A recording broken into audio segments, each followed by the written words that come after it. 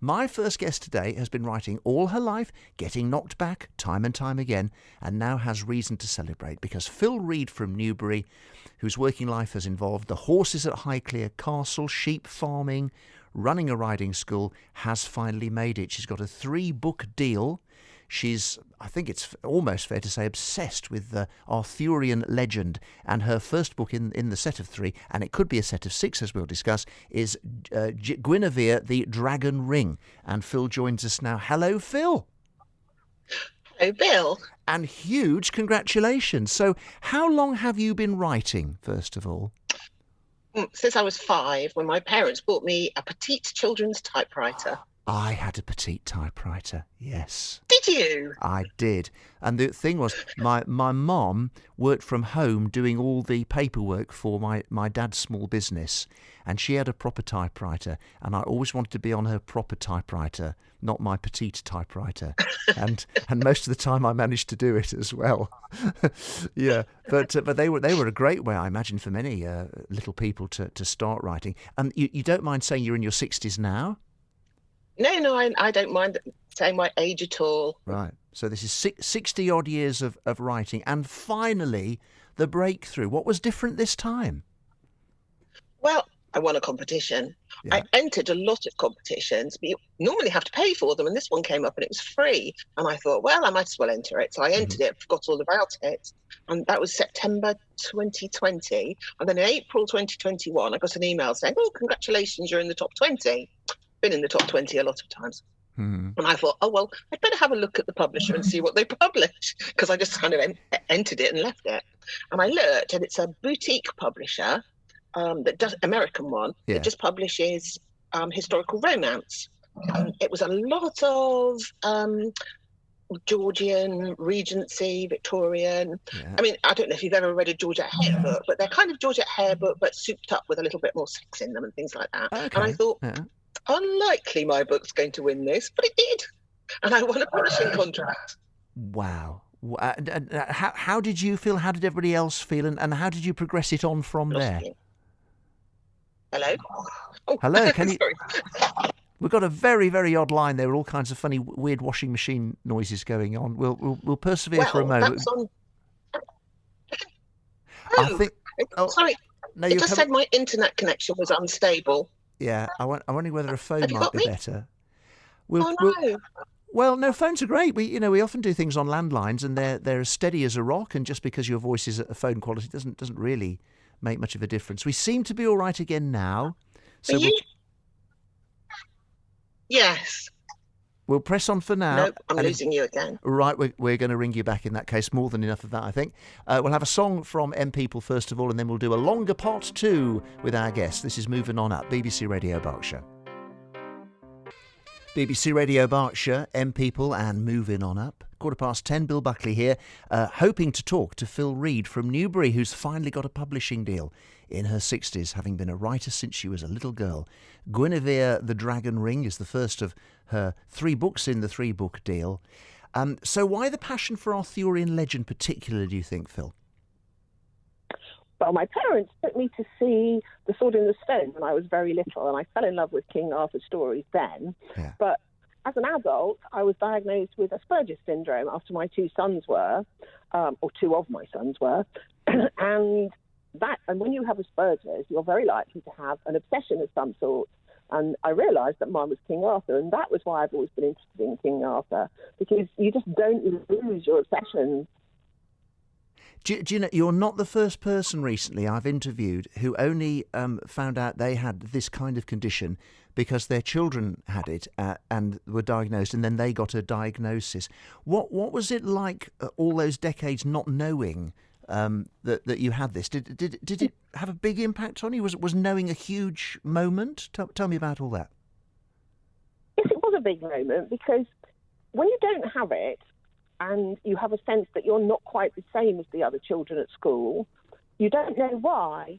And you just think there's something not quite right about yourself, that something wrong, that you're doing something wrong, that the reason you don't react the way other children do, or you think a little bit differently, is your own fault.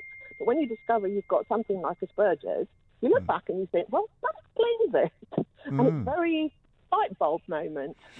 So did you take a lot of stick from other children or from teachers maybe then at school who weren't aware of the situation? Well, I think I would have found it an awful lot easier at school if I hadn't had it, and I would have found it somewhat easier if I'd known I had it and teachers knew I had it. And of course, also if my parents had known I had it, because I didn't have that good a relationship with my mother. I had a much better relationship with my father, but the relationship with my mother was always very difficult. And I think it was probably because she just didn't understand and found me difficult. So what were you doing that people might find difficult, either in the classroom or at home then, even though obviously you didn't mean to, but why would they get cross? I'm not very empathetic. I don't understand. I don't notice when people get upset. It's quite funny because my husband will see people and my husband will go, "Oh, she was very down today." And I'll go, "Was she?" Because I haven't noticed. So it's all sorts of things like that you don't pick up on the subtext, really. You don't understand why people are behaving the way they are because you don't notice they're doing it for a start. Well, was it even an issue between you two, perhaps in the early days of your marriage at all? No, not really. I mean, he's been brilliant. You're with a saint, luckily, so we're all right. Yeah. He definitely is, because when we first got together, because I was married before and then I was widowed, and then I met Patrick and we got together. And so he had my 3 children were sort of just under teenage age and coming up to teenage age. And we didn't really know that the youngest had Asperger's. So he had me to cope with and the youngest son, who we didn't know had Asperger's. And then we had a little boy of our own. He turned out to have it as well. Yeah. So definitely through My joke there was actually quite true. Yes, yeah. Poor man. Well, he's still around, so he's obviously happy enough, and I'm sure very proud of you now. Tell me about everybody's reaction to you finally becoming a published author. Well, I've got lots of friends who would like to be authors because I belong to a really good group, which is run from Iceland, but is mainly American, called Critique Circle. So I've made a lot of really good friends on there. So I know a lot of people who would like to be authors. And when you tell someone who wants to be an author that you've got a publishing deal, they're over the moon for you because they understand how difficult it is. Yeah. But when you tell your family and sort of ordinary friends, they're like, oh, that's nice, because they don't know how hard it is to do. And it's a bit of a letdown. What about writing a full book? Is that harder for somebody with Asperger's? No, it's not. I think it's easier because I'm very single-minded. Yes. And if I decide to do something, I sit down and do it to the exclusion of all else. Right. So your other 2 books in this set of 3 will also be set in this same. Well, it's not a historical setting, is it? This imaginary historical setting. Yeah. Well, the thing about King Arthur is nobody knows anything about him that's concrete.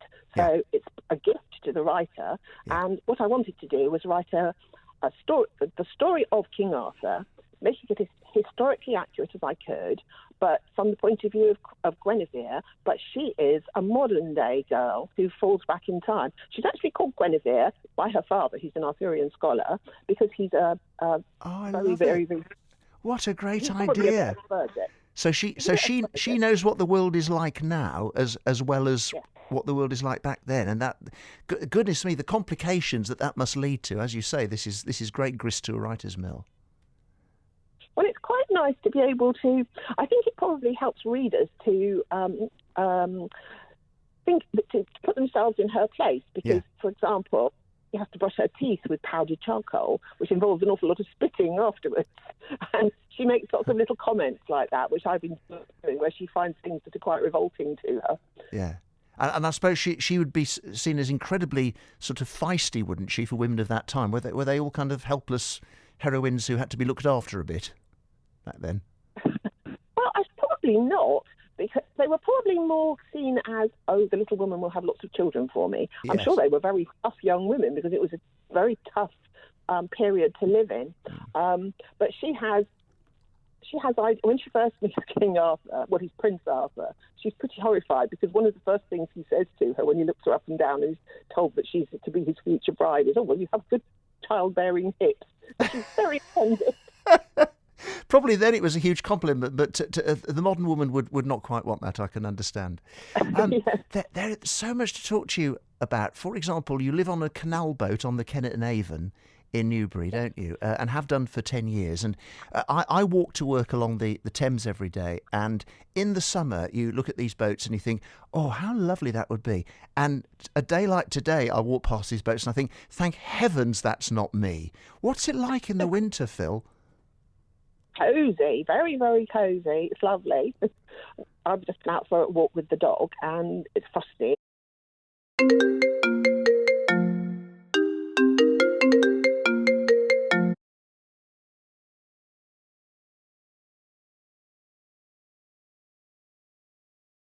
And it's a beautiful morning, and it's lovely. We love living in a boat.